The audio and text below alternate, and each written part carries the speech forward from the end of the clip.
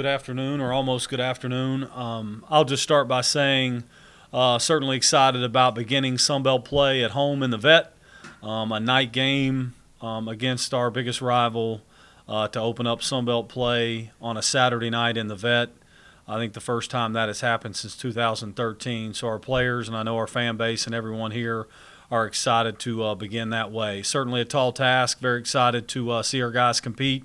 It's been a great off week for us last week to come out of here getting healthier, getting better at the things we need to see our football team improve upon. I listed out 3 things that I wanted each of our position groups to attack to improve on. And our guys worked together to build those lists. And throughout practice in our Indian group work, spending a lot of time in those realms, I saw our football team get better at key things by position that are going to be critical for us not only this week, but as we go on and play 8 straight games of Sunbelt play. So I'm excited about the opportunities and what lies ahead, knowing that all that matters is our execution and not dealing with necessarily expectations, but more about preparation. So we prepared well, and we start a new week this week, and we'll move forward. So with that, I'll take questions. Thanks. Hey, Coach, it's Josh. Do you have an update on Langlo or Justin Poe that you can give? Yeah, we'll put we've got a release that'll come out now, Josh, per the Sun Belt on injuries on Wednesday. I'll probably hold any information about their updates until Wednesday, just to protect us till then. I can talk to you privately, but on air I would say we'll wait till Wednesday till that comes out. Health-wise, overall, how do you feel you guys are right now? And also, do you feel like maybe that off week came kind of a perfect time for you guys? Sure. I think if you don't have a bye week, you say it's great to stay on schedule, great to stay in routine. And if you have a bye week, you're saying it's great to get healthy, get away from each other, and get some time away. So honest answer is, did we get healthier? Yes. Did I see our team? I think it is. You got to be careful in bye weeks, in my opinion, of too much time away, falls off routine, and bodies start to change. And for us, we really had a strong Tuesday, Wednesday, and Thursday practice and preparation and improvement, and we still had high numbers in practice as far as our player load and things we monitor during practice on Tuesday and Wednesday. So I do feel like it benefited us a lot in improving, but also in getting healthy. You'll see that in our injury report. There's not much to report because we were able to get some guys back and or get healthy going into a big start.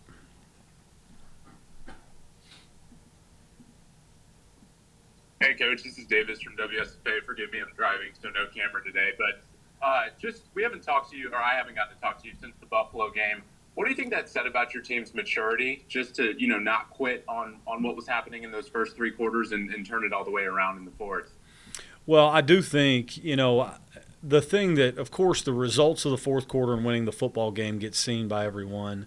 But I'll tell you this, on the sideline, when it was that's a tough run. It's a tough run of 3 quarters, especially for our offense. And to see our defensive players, our defensive captains and leaders, along with guys on offense too, be able to still work our sidelines, show player-led leadership, and not let that go to a dark place says something about how we are led.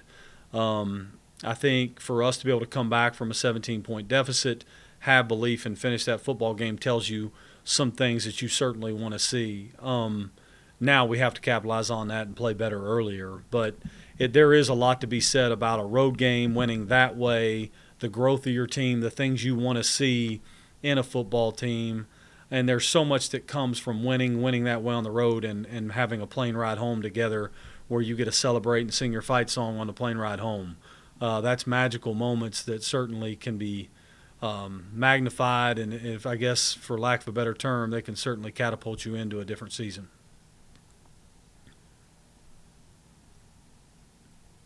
I think Sarah's trying again, but her mic's off. If you want to put it in chat, Sarah, we can ask it. There you go. We're getting used to this, Sarah. No, that's an old question. Yeah, put it in chat and we'll ask it for you. In the meantime, can I just ask one more, Adam? Yeah.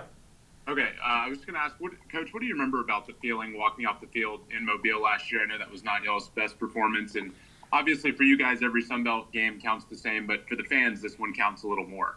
Yeah, it means a lot to our fan base, and it should, our university, and the people of Troy. And so what I remember that is that was rock bottom. Um, that was as low as it got last year at a very low point. I remember my wife driving from Mobile by herself.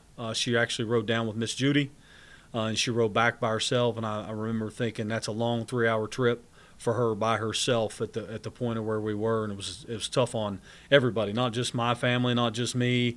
I thought of the pain I have for our players, for our fan base, and for our staff. So that's as transparent as I can be. It was rock bottom for this program and where we were last year, and certainly is something I've carried and stayed with me this entire offseason.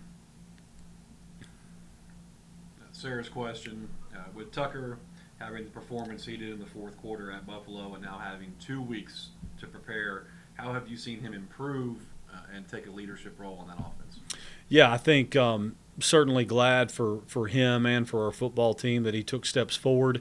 The 2 weeks is necessary for him and Uwe both to continue to prepare. We'll play both quarterbacks and have a plan for both guys, continue to approach it the exact same way. That's how we're going to play and continue to play and let those guys grow together, for it to be a team effort and continue to establish belief and let those guys separate.